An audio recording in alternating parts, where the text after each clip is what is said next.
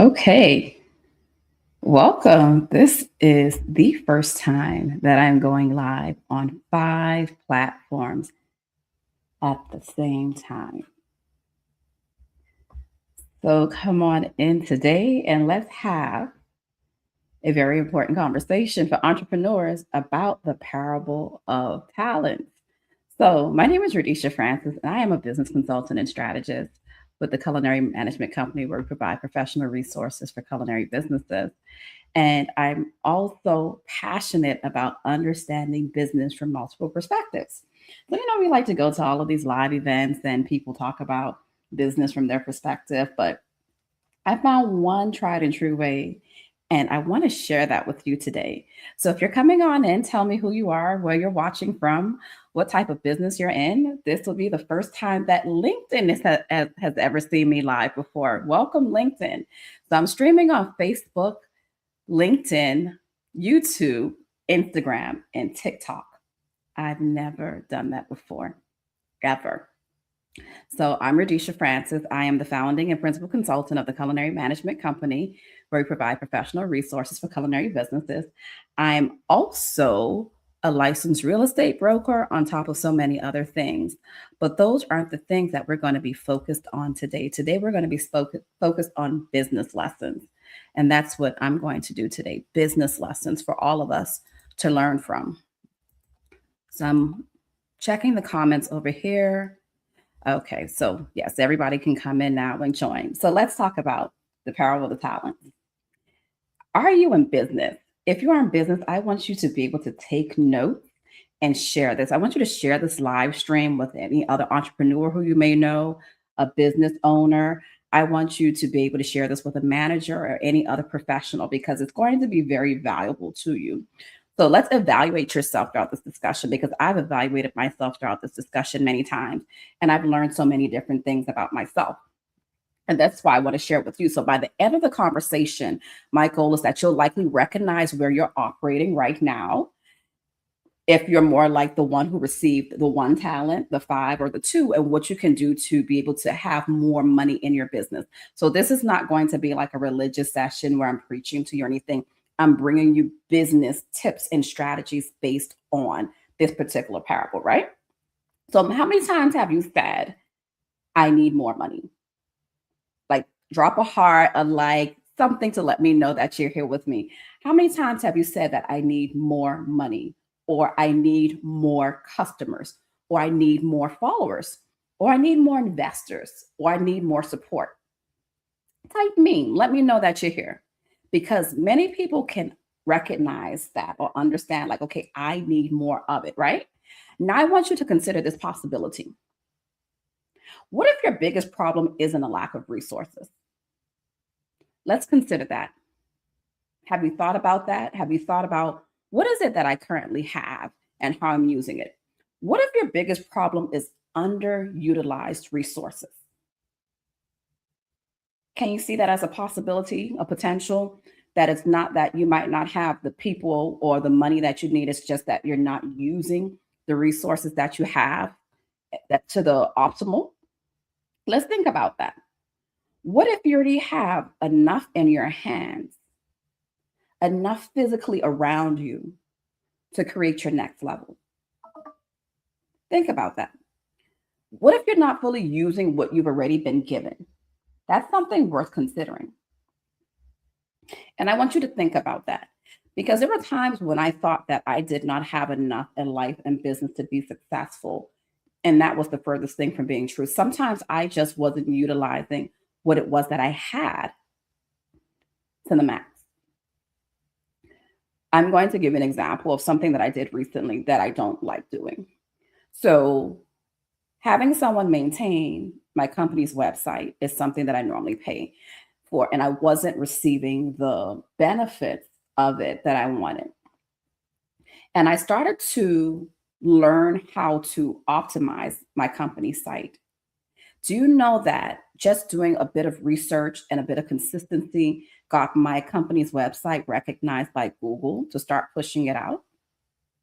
So, we're going to talk about having the things that you need at your hands, and you're not realizing that you might be the only one that's holding you from your next level. So I want you to think about, what is it that I need to do right now? What is my greatest problem? And let's work through this together. So if you're here, type what type of business you're in. Let me know where you're viewing from. Let me know what your greatest challenge is, because remember, I'm a business consultant. So if you share with me what your greatest challenge is right now, I will do my best to answer that during this time that we're having this conversation. So use this time not as, oh, this is just someone here speaking. You might really be able to get the revelation and the insight to whatever it is that you need in your business at this current point in time.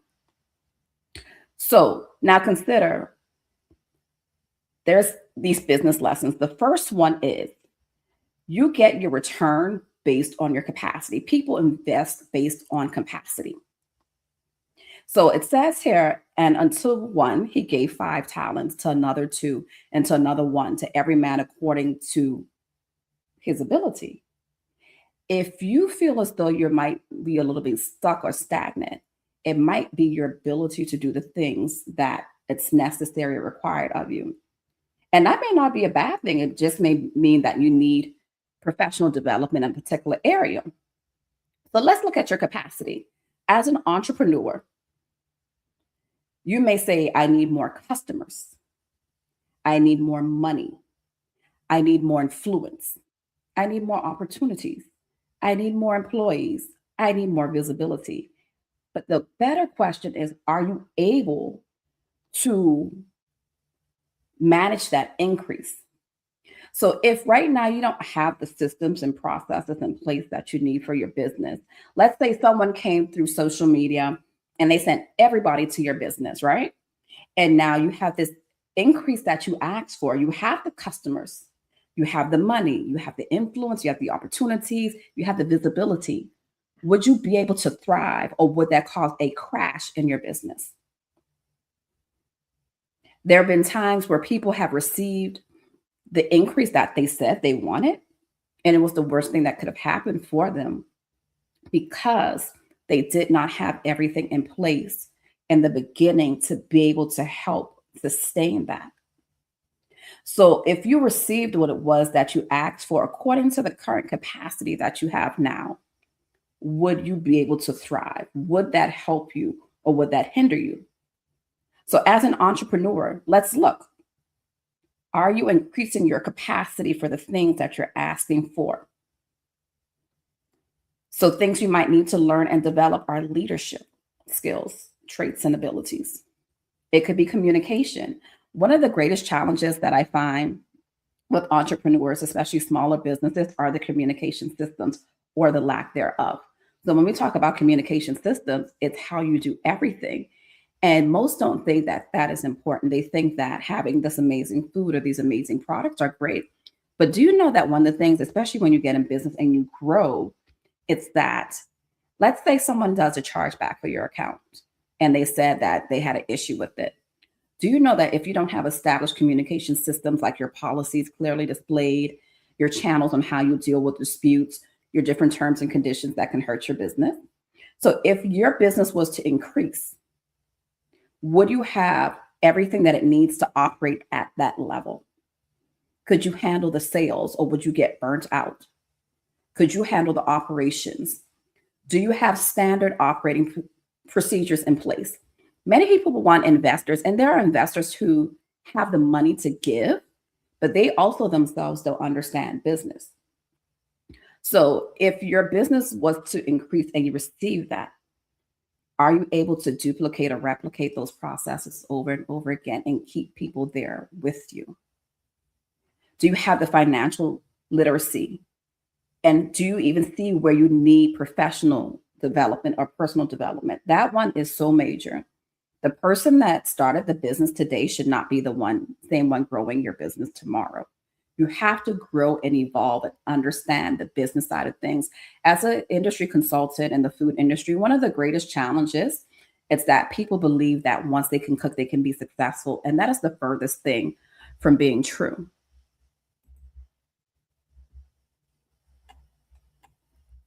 And so that's what I want you to think about. So it says here that one who is faithful in very little can also be faithful in much. And that's just not a saying. I remember when I first started, and business. Hey, Miss Vernie. Hi, Scott. Thank you for joining. Hi, Mimi. I know I don't call out names. I just start teaching, and Chad and Brooklyn and everyone. Thank you for joining. And on the other platforms, if anyone's responding, I can't see them. So let's see. I can't see the comments, but I'll continue to monitor all of the platforms, right? So, capacity questions that you should ask yourself as an entrepreneur. If your business doubled tomorrow, could your systems handle it? Do you have systems in place? Do you even understand what I mean by system? That's standardized ways of doing things over and over again. Do you have a team or are you doing it yourself? One of the greatest challenges of being a solopreneur for many, or having small teams or working with family, is that they're doing it because they love you or they like you, or you feel like you have to do everything yourself. But for the capacity that you're asking for, you might need to start training and paying people their value, or finding ways to be able to do that. Could your finances sustain it? Do you have a clear way of your finances being allocated in your business? Or do you just spend it as it comes in and just hope for more to come in? Do you? Let me know how you are doing in business now and where you might feel as though you need help, or what you think that you're really doing good at in your business at this current point in time. Then we have to look at this. Could your leadership also support it? So your ability precedes increase. So for personal professional development, that is really a talent multiplier. If I take my glasses off, will I be able to see? Let's see. All right. So one of the most overlooked lessons in the parable of talents is growth. That is something that's very important, because often people, they want expansion, but they resist development. So if you see an event coming up, you may only want to go to it if it's free. But when are you going to be willing to invest in your professional development? Paying someone their worth and value for trading their time, talent, skills, and expertise to you is something that should be allocated in your business investment. And without giving any kind of financial advice or anything, but even when you invest in yourself, those are things potentially that you can write off of your business. So it's not necessarily expense. It could really be a benefit to you in your business. People oftentimes want expansion while resisting development. What is it that you're resisting that could be the key to your next level? You might not want training. You might not be trainable at all. You might feel as though I have such amazing skills that there's nothing that anyone can teach me. Is that true? Or are you just resistant to it? I find in the food industry, for me specifically, that chefs tend to be the greatest challenge to work with, because they always think about how great they can cook, how great their food is, and they're not understanding the business aspect. So when I see an investor invest in someone just because they're a talented chef, I think, and you don't understand business or the business specifically that you're entering in, I can predict so quickly how quickly that business is going to close down. There are people who say, if you build it, they will come. No, you can have amazing food and still take that home and go out of business. There are growth blockers where you don't take feedback well with mentoring or feedback from customers.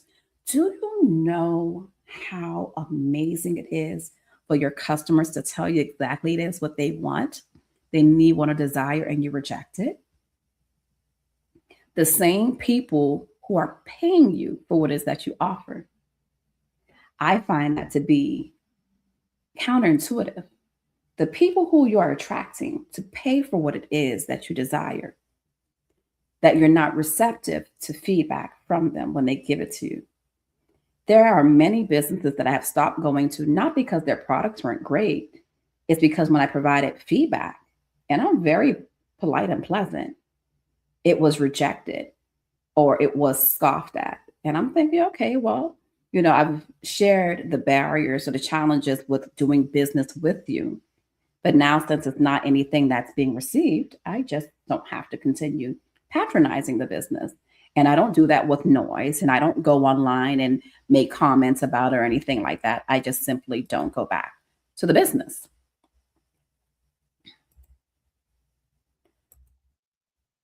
Also,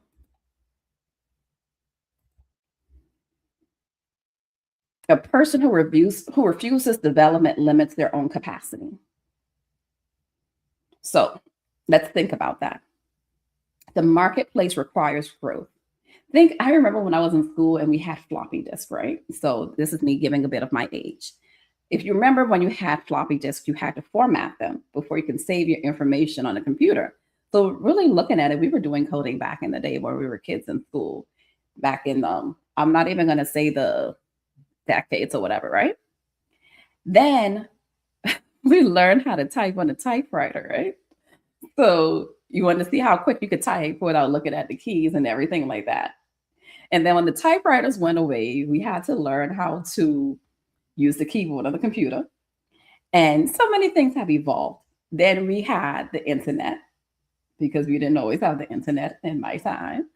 Then you had cable television, all these things. So imagine if I was resistant to growing and changing as a person, where I would be today. So think about what it is today that's evolving. What is it that's not being done the same way that it was being done before that you might be resistant to because you don't want to learn that new thing? That new thing, that marketplace growth, that new type of technology could be the very thing that catapults your business, that takes it to the next level. But you might be resistant or not an early adopter. I always said I'm not a tech person or a technology person, but I've learned that I have to be that in business. And by learning how to adapt and evolve, it's actually provided me so much help. And it's helped me to expand business in ways that I could not have done it before through older or more traditional methods. So if you're the same entrepreneur today that you were years ago, that is stagnation to your business. That is stagnation to you. That is stagnation altogether. You need to have things moving and circulating and growing and evolving and pruning, taking away things that did not work. Just because you liked something yesterday doesn't mean that that is something that you should still continue with today. So you also have to understand what to get rid of in your business, what to prune, what to take away, what to add. Sometimes your branches might be too heavy with branches that aren't producing any good thing for your business. So you might have too many service offerings that aren't really ideal for your business. Tell me if you agree. Tell me what is it that in your business that you love, that you do, but you think that you need to get rid of or that you need to change or adapt or update. What is it that you're doing? Is there anything that you feel like, yeah, I love doing this, but I know that I need to evolve from this? So let's look at what are your business talents. And thank you for everyone who has joined the live. I can't see everybody's names or anything like that, but I will continue giving you the most value that I possibly can during this time. So, what are your talents in business? Is it your knowledge? Is it your expertise? Let me tell you, I am so amazing at breaking down complicated information in easy to understand formats. I am always praised for that. The work that I do, people think it is so easy. It's something I've committed myself to for more than 20 years. It's something that I study on. It's something that I'm passionate about, and it's something that I love. And so when I do work for clients, they tend to think that, oh, she made it look so easy. I could go ahead and do it myself. No, you can't. That is something that is unique to Radisha. What are your talents? Is it your experience? And also, you have to understand that, especially when you're engaged with entrepreneurs, if they do something and it looks like they didn't take that much time, you're paying for the years that they've had to learn, their degrees, their certifications, their industry knowledge. You're paying for all of that. That's what the compensation is for those talents. Also for relationships. I'm amazing at giving referrals of great connections. If I refer somebody to you, it's because they're really good. I don't have to give you tons of recommendations. And so that's another talent, having amazing connections, being a great connector and networker, your reputation. People understand that if I say something or I make a suggestion, oh my gosh,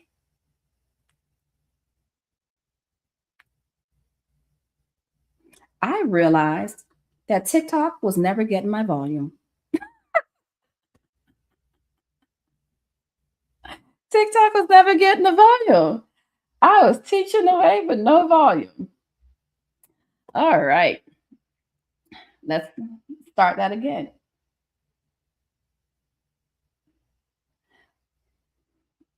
It's something that happens, right? It's a good thing I looked down and saw that it was green, but it wasn't green, but it's fine. We'll continue and then I'll go back on TikTok and give them the full lesson later. So let's continue on. So also it's your reputation, your credibility, your certifications, your licenses. Credibility, that is something that I've really worked on over the years is my credibility. It's one thing about saying that you're great or you're amazing at doing something, and it's another with being able to prove that. One of the things that I decided to do was to write for industry publications to show to people and prove to them that, hey, I can do what it is that I said I can do. And here's the proof of that.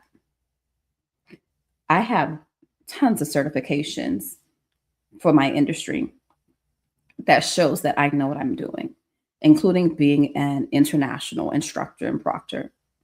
So when I say that, hey, I'm great at doing something, I'm not just saying that off of ego, I'm saying that off of true experience. My licenses, I've had to take time to study and learn and take state licensing exams, etc., professional development, continuing education. What are your talents? Your capital. Some people have social capital and social currency. Also, influence to get people to do things that they need to get done. And then we also have intellectual property, etc. So for me, those talents include more than 2 decades of experience. Those talents include entrepreneurship education and also being a writer and author. It also includes my consulting and my business brokerage knowledge, real estate advisory services, serve safe instruction, relationships built throughout years of being in professional service.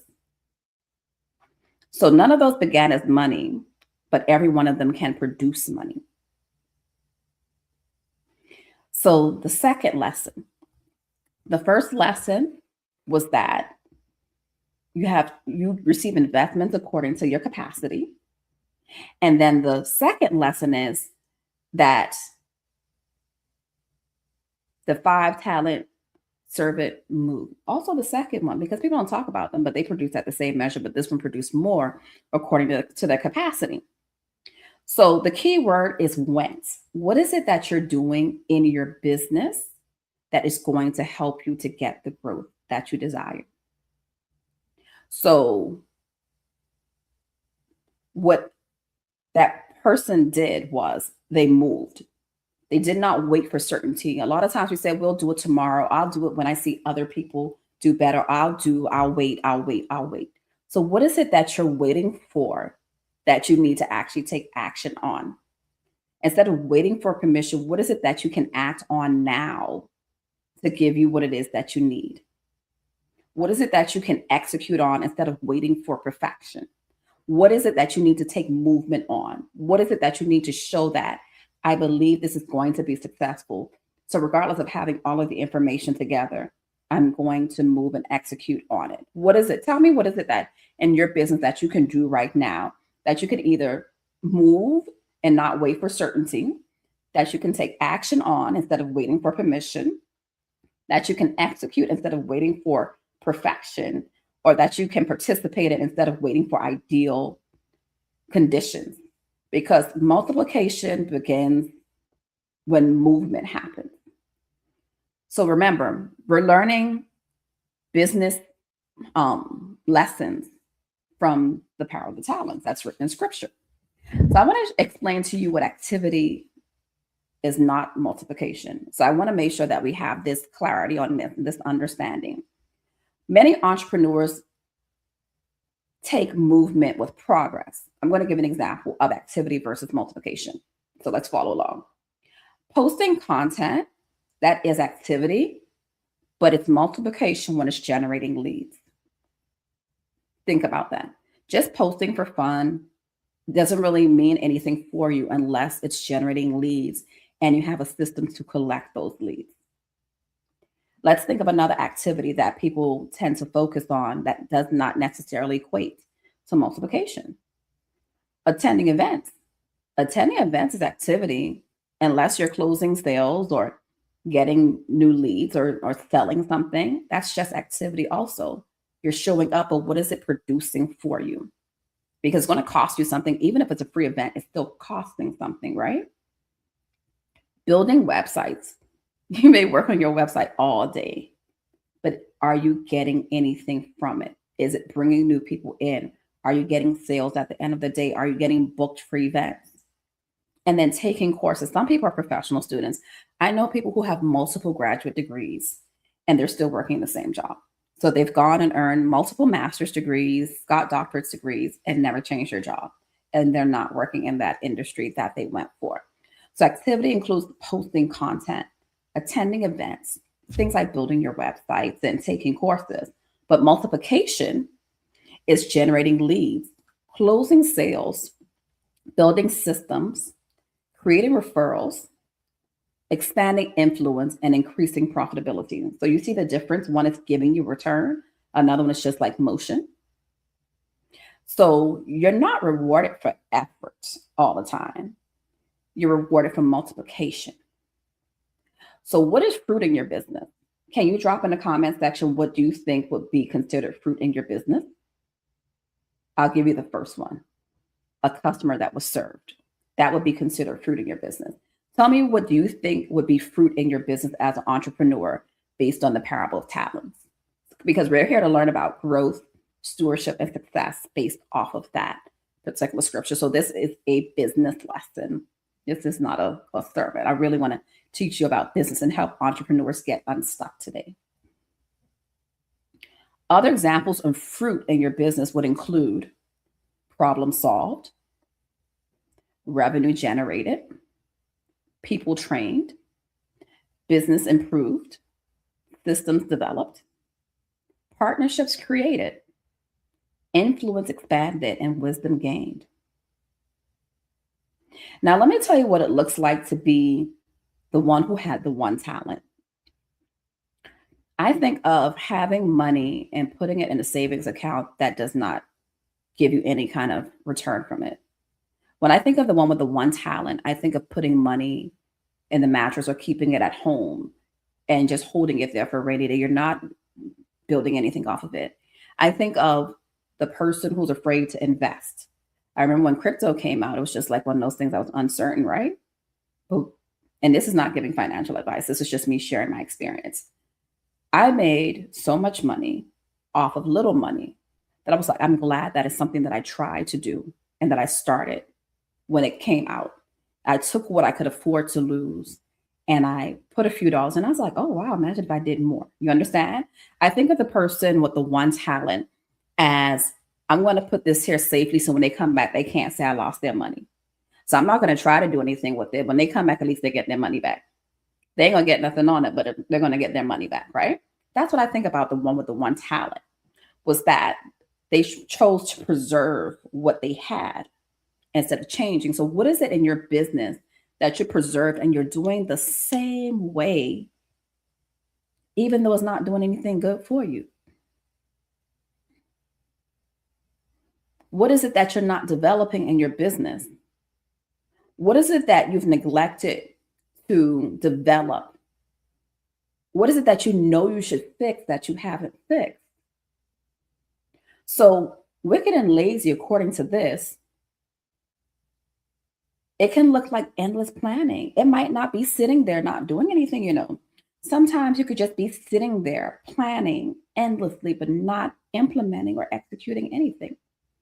Wicked and lazy could be endless preparation, but you've never done anything with it. You have the perfect plan book, but never took action. Let me tell you, I used to be a perfectionist, and that was the worst thing I could have done to myself, was because I always waited to make sure things were perfect, but I never went forth and did anything with the information.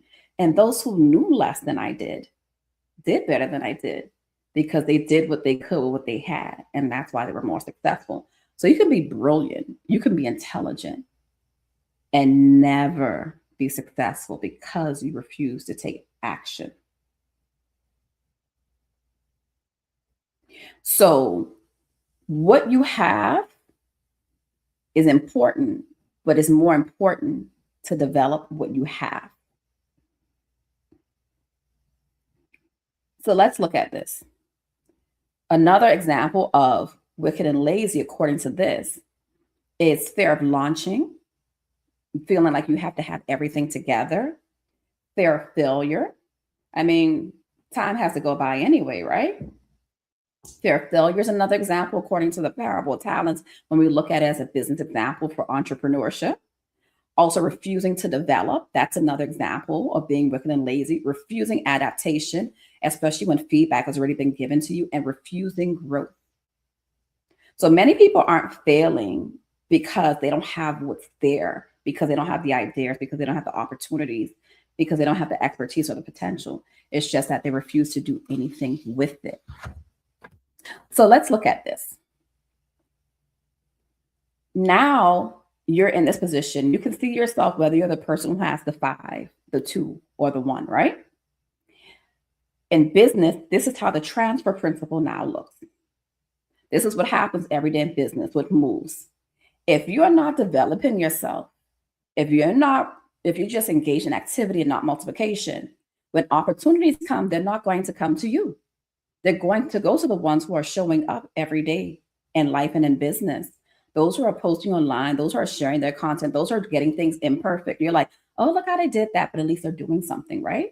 It might not be polished and refined, but they're polishing it off and refining it as they go along. So you might be able to do it better than them, but you're not doing anything. And that's why when a transfer comes, it's going to go to them. That's why they're gaining customers, and their customers are going to grow with them as they grow. And they're going to be able to say, oh, wow, look how much she grew or he grew during this time. This is totally different than how it was when they started. I wasn't polished in the beginning. I was figuring out, praying, asking God for insight, and developing myself as I went along. They're the ones who are going to get the contracts and the investments, those who are showing up. Those who are showing up every day and learning as they go along and being honest about their skill set and their levels. They're going to be the ones who get the leadership opportunities and the market share. So when it talks about the transfer, you're not going to be in a position to receive the transfer because you didn't do anything with what it was that you had. No one's going to be able to even prove you on anything because there's not anything for them to see because you never did anything with what it was that you had. So where have you buried your potential? That's the question for today. We've been here having this conversation for like 30 minutes now. So I want you to think about these in closing. What certification should you have earned by now? What business should you have launched? What leadership relationship should you have developed by now? Don't talk about the person who got the position, who got promoted, that you know more than them. What is it that you did to put yourself in that position to be there? What opportunity are you protecting instead of multiplying? So I want your final thoughts. Remember, are you doubling what you have? Are you using what you have? Are you refusing to do so? Only one was rebuked, not because he failed, it's because he didn't try. He refused to participate in action and activity. He refused to develop. He refused to multiply. So the real question is not how many talents do you have, but what am I doing with the talents that I already have? Multiplication begins the moment stewardship meets execution.